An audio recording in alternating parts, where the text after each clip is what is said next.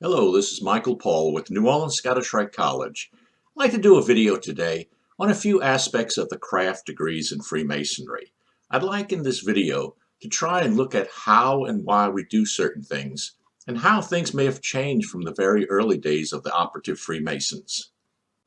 Today's craft lodge has 3 degrees: the Eminent Apprentice, Fellow Craft, and Master Mason.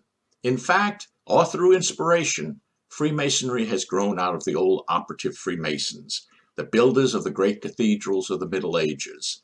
In the days of the old operative Masons, a young boy who showed promise and who was found to be honest and worthy was taken in by a master craftsman and would serve about 7 years as an apprentice. He was basically a helper and would learn all aspects of the building trade taught to him by his master. When the master felt that the apprentice had learned all that he could be taught and his work was judged to be acceptable, he would be given something of a test. The apprentice would be asked to complete a masterpiece. This would be some piece of work that would represent the skill and ability of the apprentice. If he passed this test, he would be accepted into the guild as a fellow of the craft. This meant that he was a full member of the guild and able to earn wages like any other member. The idea of degrees in Masonry may not have existed in the time of the old operatives. In the early manuscripts of operative Masonry, we see only mention of apprentices, fellows, and lodge officers. The degrees seem to have developed in the 1700s, and they, through the lodges, formed themselves into what we have today as a 3-degree craft lodge system. When we look at our degrees today, they can be confusing and wide open for misinterpretation. Things that we do, things that we expect of the candidates, and even many of the words that we use can be problematic. They seem to be of a different time. That's because it's true. They are of a different time. Many of our words and practices come from hundreds of years ago. Let's look at some of our practices and what they may actually mean. Freemasonry presents many of its lessons by means of symbolism. A symbol is simply one thing that is used to represent something else. A sign on a building with a piano can be used to quickly show that this is a music store that sells pianos. In the early days of operative Freemasonry, many to most of the people couldn't read. An inn might have an image of a mug of ale or a bed or something else helpful rather than spelling out the word inn. The symbols that we use in Freemasonry make sense when we think about the work of the old operatives. The symbols represent various aspects of operative Freemasonry, and yet we can assign to them additional meanings that have to do with morality, human character development, and goodwill. Nothing in any symbol or teaching of Freemasonry teaches or suggests anything other than morality and assisting the candidate to become a more useful member of society. Let's talk now about one of the most misunderstood and questioned aspects of Freemasonry, the obligation. What does it mean and why do we need it? But first, we need to recognize something. For nearly as long as speculative Freemasonry has existed, there have been anti-Masons. Freemasonry is, frankly, one of the most attractive targets for conspiracy theory. Anti-Masons love to claim that we seek to take over the world, possess vast riches, and guard over all of the world's wealth by means of horrible blood oaths that we extract from unsuspecting candidates. I really don't know how many times I've sat around a dinner table at lodges with Masons who were laughing about such nonsense. Where's my share? Why did they leave me out of all the riches? It's nonsense, born out of ignorance of Freemasonry and a failure to think out the situation. But some do choose to believe nonsense. Operative Freemasonry worked under the rules and laws of both the king and church. Guilds, fraternities, and other such organizations had more or less standard forms of oaths or obligations, which were approved by both the crown and the church. The actual penalties for violating any of the obligations of the operatives were the same then as they are today in speculative Freemasonry. The actual penalties consisted of reprimand, fine, suspension, or expulsion. That's it. They were and are few and simple. Any capital penalties then or now would violate civil and religious laws. In the Middle Ages, lodges of operative Freemasons existed at the will and pleasure of both the Crown and the Church. If these lodges had written anything into their obligations which violated any rule or law and acted on them, they would have been disbanded and arrested. But symbolism has always played a part in all aspects of Freemasonry.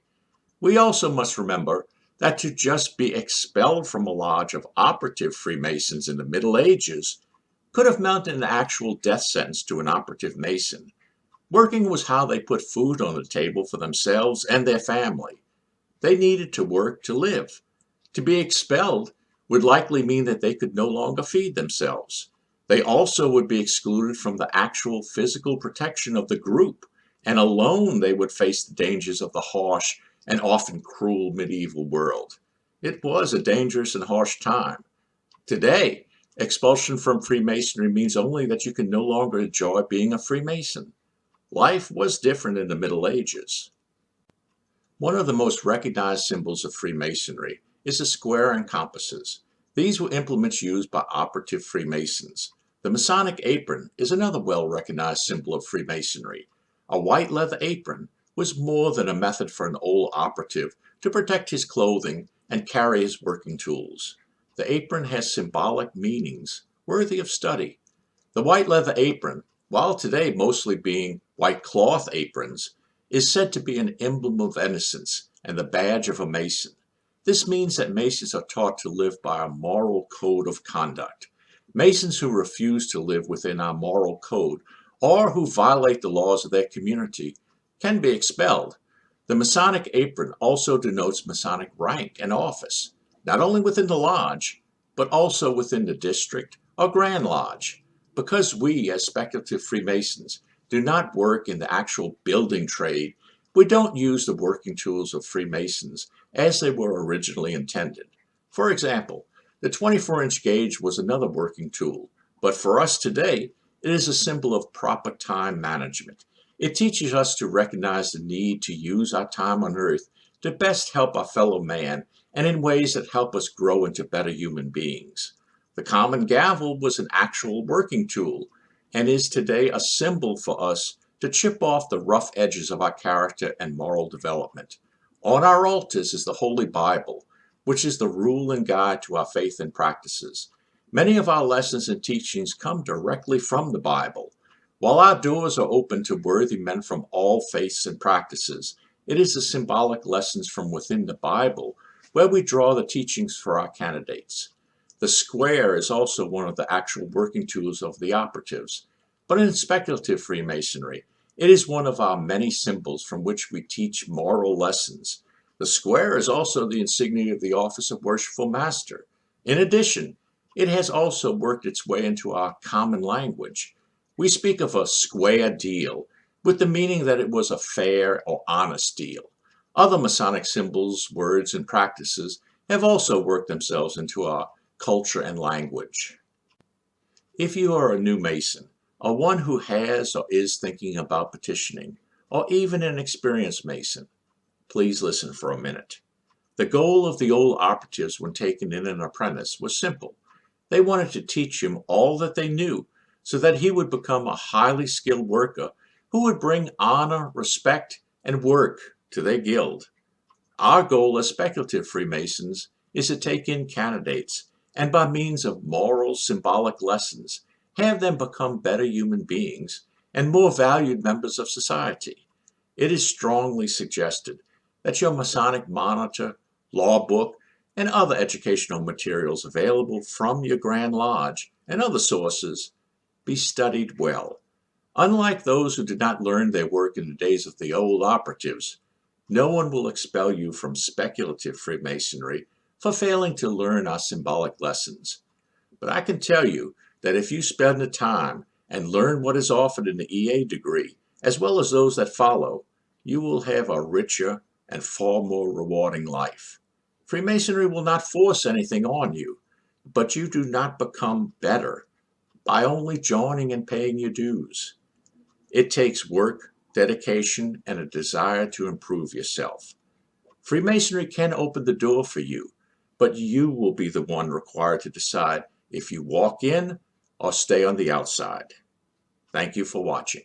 If you like the videos, please hit the like button and subscribe to us. See you next time.